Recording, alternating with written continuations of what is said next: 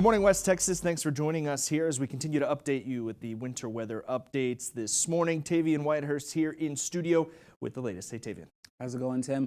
Well, right now, these storms are slowly making their way further north. We've talked about how the polygon for the precipitation has slowly continued to shift south, while the precip itself is finally starting to make some movement. You see wintry mix getting out of Sutton and Kimball counties, getting closer to Menard and Mason counties. You see Ozona, they've been slowly trying to materialize that snow, and they're really starting to get there. You see that snow starting to make its way to the northeast and even get a little further towards Sonora as well. Once you're getting through the rest of the day, temperatures are going to be cold, snow is going to be continuing, and we're going to switch to rain by the time we get to the afternoon. I'll have more updates as they come in throughout the morning.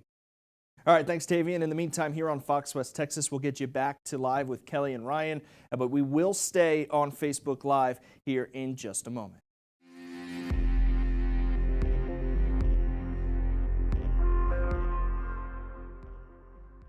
All right, if you're still with us on Facebook or YouTube or even on foxwtx.com, we continue to track the winter weather here in West Texas this morning.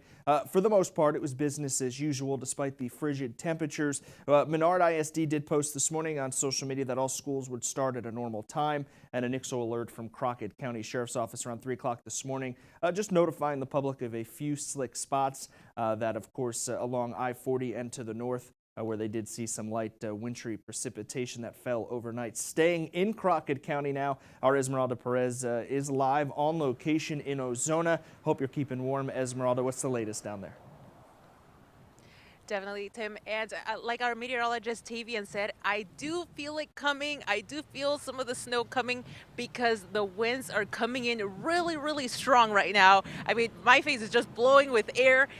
The wind is really, really cold. As of right now, there's no sign of any flurries of any snow, not enough to make a snowball or a snowman, but we should expect it later on today. Back to you, Tim. All right, thanks, Esmeralda. Stay warm, of course. It's a true story, Tavian. You feel it. When the wind starts picking up, you feel it in your bones. You can almost, there's an old saying back home in the Northeast that you can smell when snow is coming. There's just a certain odor, I want to say. Not a bad one in the air, but yeah, man, you can feel it when it's about to hit. Absolutely. I'm still working on that snow scent. I've got the rain one down pat, but that gust front that comes in, it blows strong. That's how you know that it's on its way. When we look at the entire state of Texas, you see below us, a lot of these areas here in South Central Texas are under a winter weather advisory for some of the same conditions that we'll be seeing here in West Texas. Slick roads and frozen bridges and overpasses, so definitely make sure you're being safe while you're out driving. No tailgating, everybody. Give yourself some space, drive slow, and take your time. When we zoom into where we're actually seeing that precipitation here in West Texas, it's sticking to these lower counties. Like Esmeralda was saying, she can feel the snow coming. It's finally starting to make its way into Ozona and really materialize as it gets into Crockett County. You see, it's just a little bit south. A few things are a little bit north. So hopefully Ozona will see a little something soon, just to, say you saw a little snow. That wintry mix that was originally in Sutton and Kimball counties is starting to make its way out. You see, Sonora is finally actually starting to get some snow instead of that wintry mix. You see, Junction is still getting a little bit of wintry mix, but starting to get out of that as it moves closer to Menard and Mason. And you see right below, we have the second band that's starting to form that probably will stay a little bit more to our east, getting towards Austin and San Saba, but it is still going to be a pretty wintry mix as we continue through the day. It's getting a little bit warmer as we get through, but it's still just straight up cold. You see 27 degrees still here in San Angelo, 22 up here in Abilene. It's just colder in the big country because they have earlier access to those strong, cold, gusty north winds, and it's going to continue to stay cold, but the wind chill makes it even worse. It was a little bit colder when we were getting up in the morning earlier, but it's still single digits for a couple areas. You see 7 degrees still in Baird and Eastland, still feels like 9 in Coleman, Abilene, and Sweetwater. A little bit warmer in the Contra Valley for that same reason. 14 here in San Angelo, same in Ozona where Esmeralda is. So it's going to continue to be a very cold day. So got the temperature cast again to show you what exactly we're going to be looking at. This snow wintry mix is going to continue to make its way a little bit northeast. And once we hit 1 o'clock, there's going to be a shift where we'll be seeing more snow and wintry mix to instead seeing a bit more rain within this mix as well. You see this little bit of green between Crockett and Sutton counties, and that's going to continue through the afternoon before the entire system makes its way out of West Texas as a whole. You see by 5,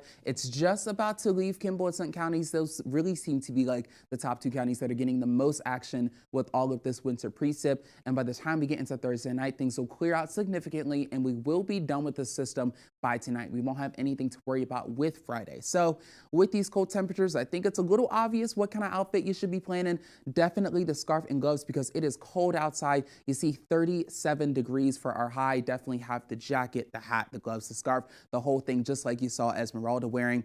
Over these next couple of hours, we're going to be plateauing at about 36, 37 degrees. Right around 4 o'clock is when we're going to be seeing that high. So when you're getting off of work, temperatures are going to be dropping back down towards freezing, and those winds are going to be doing pretty much the same exact thing. Sustained around 15 miles per hour. You see between 6 and 7, we drop to below 10. Those wind gusts are still going to be 23 to 25 miles per hour, but once that drops down, you see those wind gusts are going to start slowing down as well. We'll have more info as it comes out. I'll keep watching that radar for you guys, and I'll keep you updated. Tavian, I think it's important to note, we mentioned earlier, just because we may not see any precipitation down on the ground, those temperatures still dangerously low. Absolutely. Everything can still be very frozen. The roads will be slick. The ground is still going to be cold. And, you know, with those bridges and underpasses, they don't have that access to the ground supports. So they're always going to freeze a little bit faster. So be especially careful on anything like that. Yeah, for sure. Of course, Tavian and the team here at Fox West Texas will continue to monitor the situation all morning long, online at foxwtx.com, our Facebook page, and on the Fox West Texas mobile app. Enjoy the rest of your day. Stay warm. And myself and the crew will see you back here tonight on Fox West Texas, live at 6.